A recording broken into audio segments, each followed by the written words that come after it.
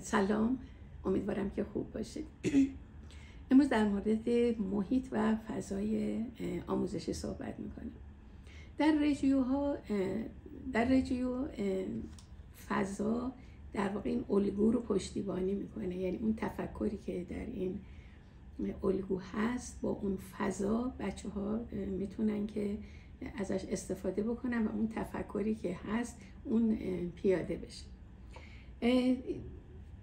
فضا طوری طراحی شده که بچه ها امکان و فرصت همه جور فعالیتی رو اونجا دارن. یه محیطی که خیلی غنیه، هم معتقدن هم فضای داخلی نیاز هست هم فضای بیرونی، و معتقدن که محیط معلم سوم کودکه، یعنی که بچه ها از محیط خیلی یاد میگیرن و فضایی که چه در داخل هست چه در بیرون باید از همه نظر ایمن باشه. از نظر سیستم مثلا بیرون حالا ممکنه که هوا گرم باشه بخوان برن بیرون، حتما باید سایبون داشته باشه، و یا اینکه فضای داخل از نظر گرمایشی سرمایشی اینا همه مجهز باشه.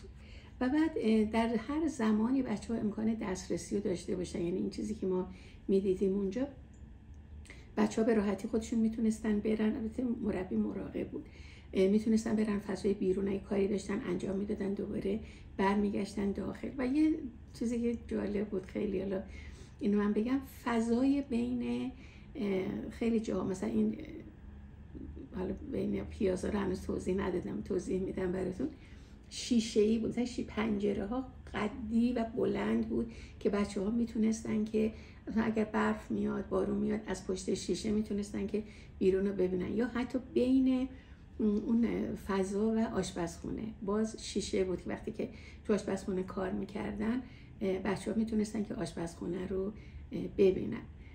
در واقع بچه ها احساس کنن که به این محیط بزرگی تعلق دارن، محیطشون فقط همون کلاس کوچیکی نیست که توش هستن. اونجا یک فضایی داره بهش میگن پیازا. فضا خیلی بزرگه و وسایل مختلف هست اونجا. یه قسمتش حالا من اینها رو عکساش هست انشالله میذارم که ببینید. یه قسمتش یه سری لباس بود، لباسایی مختلف برای نمایش که برای یه سن بود، مثلا بچه‌ها میرفتن لباس هر چی خودشون می‌خواستن، هر نمایشی رو که می‌خواستن اجرا کنن لباسشون می‌پوشیدن، اونجا وامیستادن و بازیشون رو می‌کردن، یا چیزهای مختلفی که اون دور بود و بچه‌ها به همه چی دسترسی داشتن.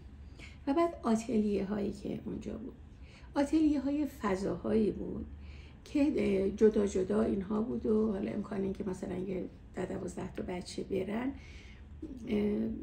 بود اونجا. و هر کدوم از این آتلیه ها منابع فراوانی بود از ابزار هنری، مواد بازیافتی و چیزهای مختلفی که میتونستن که اونجا، اینها البته بعضیش تو کلاسام بود ولی این مسائل دور ریختنی و میتونستن برن اونجا و ازش استفاده بکنن. آتلیه ها مختلف بود. یه آتلیه بود که مواد ارگانیک اونجا فقط بود، یه جایی بود که نور بود، یه جایی بود که مثلا آینه بود و میزهای نوری اونجا بود که مثل دستگاه مثل اوپک بود روش و بچه ها میتونستن وسایل مختلفی رو بذارن جلوی اون و نورش بیفته یا به سقف یا روی دیوار و خودشون آزمایش بکنن. یه تجربه رو من بگم خدمتتون. ما که رفتیم اونجا تو این آتلیه ها، بعد گفتن که یعنی اون روشی که خودشون کار میکردن با بچه ها رو گفتن که با شما ما پیاده میکنیم. گفتن که به گروهی به یه موضوعی فکر بکنید و این موضوع رو به این نتیجه برسید که وقتی انتخاب کردید رو دیوار پیاده کنید. چیزهای مختلف با نور این اتفاق میفته و همونطوری که گفتم ابزار مختلفی هم. و یه نفرم اونجا ثبت میکرد که هر کدوم از اینها در واقع نظراتی که میدادن و کارهایی که میکردن. اینقدر و من داشتم فکر میکردم چقدر بچه ها میان اینجا کیف میکنن، برای اینکه یک همه یک شلوغی میگو اینو بگیم اون میگو این موضوع بالاخره به نتیجه رسیدن و بعد اینکه حالا چیکار کنیم، چجوری این رو ما روی دیوار پیاده کنیم. ابزار و وسایل مختلفی رو برمی داشتن کار میکردن باهاش و اینی که الان ما اگر که شیشه رو مثلا اگر که ایستاده بذاریم تصویرش روی دیوار چجوری میافته، اگر که این رو بخوابونیم چه جوری میفته، از ته بخوایم این رو نورشمون بندازیم رو دیوار چه جوری میفته. و اینها همه تجربه های ناب و بسیار عالی بود که بچه ها به دست می آوردن.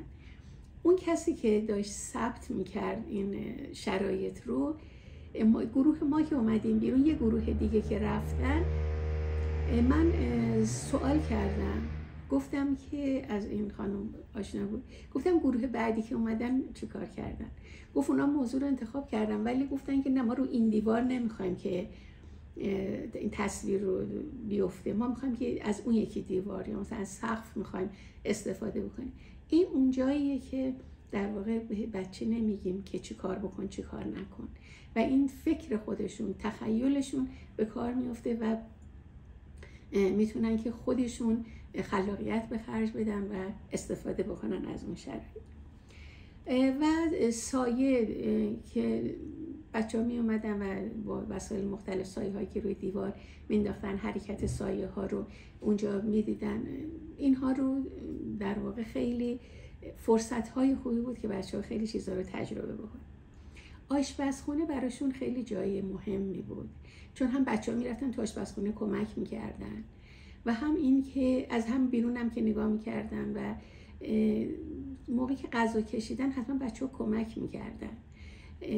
یه ترولی بود، چرخی بود که غذا رو میذاشتن روش، از آشپزخونه میومد بیرون و این خیلی برای من جالب بود که حتی بچه نوپا که مثلا تازه شد، مثلا 2 ساله بود، راه افتاده بود، به اون هم این آموزش داده میشد، منتها اونو با هدایت یه مربی. ولی مثلا بچهای 5-6 ساله دیگه نه، خودشون میرفتن ترولی رو از آشپزخونه میآوردن و تو اون فضای ناهارخوری غذا رو میبردن اونجا و آماده میشد که بچه‌ها بکشن براشون غذا رو بخورن.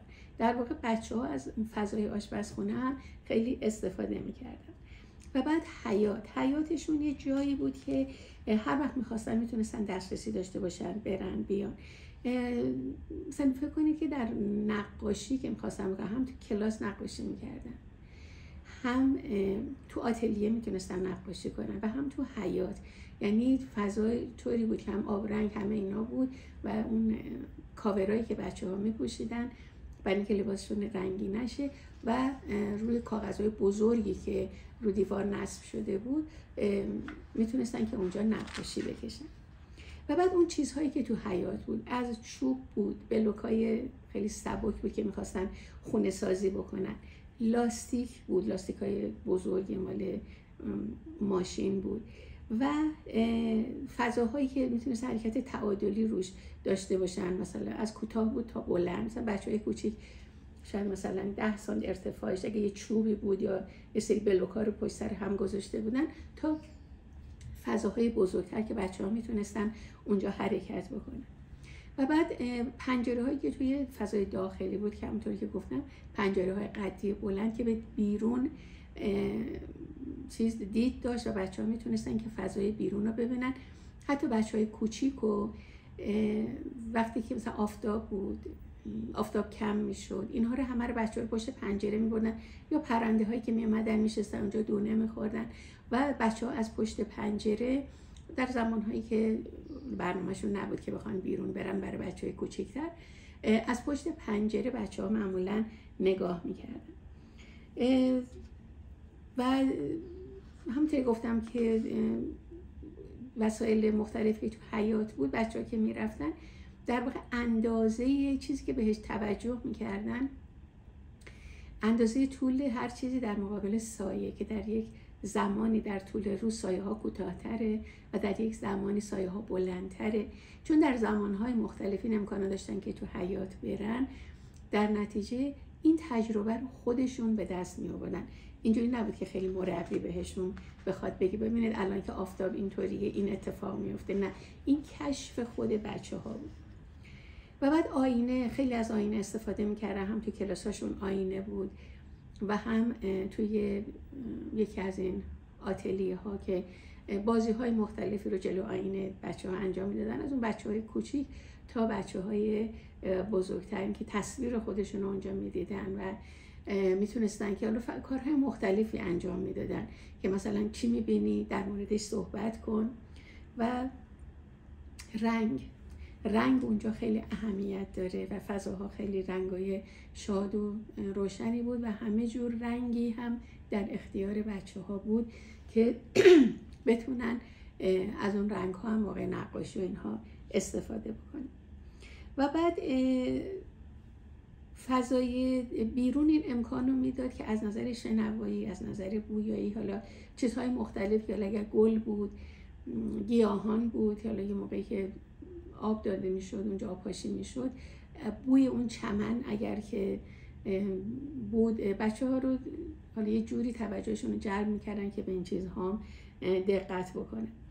و در یه گوشه حیاط هم یه باکسی بود که بچه ها اگه میخواستن که دونه‌ای بکارن و خودشون آبیاری کنن، شاهد رشدش باشن، این اتفاق هم اونجا میافتاد. و بعد یه زنگوله هایی آویزون کرده بودن که حالا هم پلاستیکی بود هم فلزی، که وقتی که باد می اومد اینا حرکت میکرد، اینا از نظر شنوایی در واقع بچه ها تقویت میشن، این توجه میکردن که یعنی همه ابزار و وسایل برای اینی که بچه ها اونجا بتونن از همه حواسشون استفاده بکنن و شناختی پیدا بکنن، همه اینها وجود داشت. همطور که گفتم و اینها در واقع همه این فضاها بود. تو کلاسشون هم بود، مثلا توی کلاسشون پر از گل و گیاه و ابزار و وسایلی که بچه ها باش کار بکنن، کتاب، وسایل نقاشی، مثلا توی برای کار سفالشون که گل بازی می‌خواستن بکنن بود، یه میز بود که مثلا این گل روی میز بود و بچه ها استفاده می‌کردن. یه نکته ای رو که چون برای خودم جالب بود و فکر می‌کنم که برای شما هم جالب باشه این رو هم بگم. در واقع وقتی که میگیم که بچه ها روش پروژه است و موضوع رو بچه ها خودشون انتخاب میکنن و ادامه میدن که چی کار باید بکنن، ابزار و وسایل هم فراهمه. من یه بار توی یکی از این ویدیوها این رو گفتم در مورد استفاده از خمیر یا گل سفال. اونجا یک حجم بزرگی از گل اون وسط هست و بچه ها مثلا میخوان که فوتبالیست درست کنن، میخوان که دروازه درست کنن، میخوان هر چیزی، میوه درست کنن، اسب درست کنن، صندلی درست کنن. اون اندازه که در مد نظر خودشون هست میتونن که گل بردارن. اینجوری نیست که یه مقداری به همه بچه ها یه اندازه. البته دیدم اینجا تو مهد کودک و بعضی از بچه ها که گل بیشتری میخوان مربی میده بهشون، ولی اینکه خود بچه انتخاب بکنه که الان که من میخوام مثلا اسب درست کنم، میخوام اسبم چقدر باشه. اگه میخوام صندلی درست کنم، میخوام صندلی کوچولو برای بچه درست کنم یا برای بزرگ. در واقع خودشه که انتخاب میکنه و وقتی که انتخاب میکنه اون وقت یاد میگیره که چقدر الان برای این چیزی که میخوام درست بکنم چقدر گل لازم داره. و انتخاب این تصمیم گرفتن در مورد این، فکر نکنیم که فقط امروزی که بچه کودکه به دردش میخوره، این در تصمیم گیری های بعدی توی زندگی خیلی به درد میخوره. من انشاءالله در یکی از این ویدیوها در مورد این که اشکالاتی که تو آدم بزرگا میبینیم وقتی میبینیم که آدم ها با هم چه تو کار باشه، چه رابطه بین همسر باشه، همسرا باشه، اشکالاتی که هست، همه اینها برمیگرده به اینکه ما در دوران کودکی چگونه با بچه هامون رفتار کردیم، چگونه ازشون خواستیم خودشون تصمیم بگیرن، چگونه خواستیم که دیگران رو هم ببینن و فقط به خودشون فکر نکنن. همه اینها توی وقتی که میریم سراغ روانشناسی انسانگرا، تفکر انسانگرا، اینها رو به ما میگه و ما اگر این روش رو دنبال بکنیم میتونیم که این امیدواری رو داشته باشیم که بچه هامون در بزرگسالی بتونن که خیلی خوب زندگی کنن. مرسی.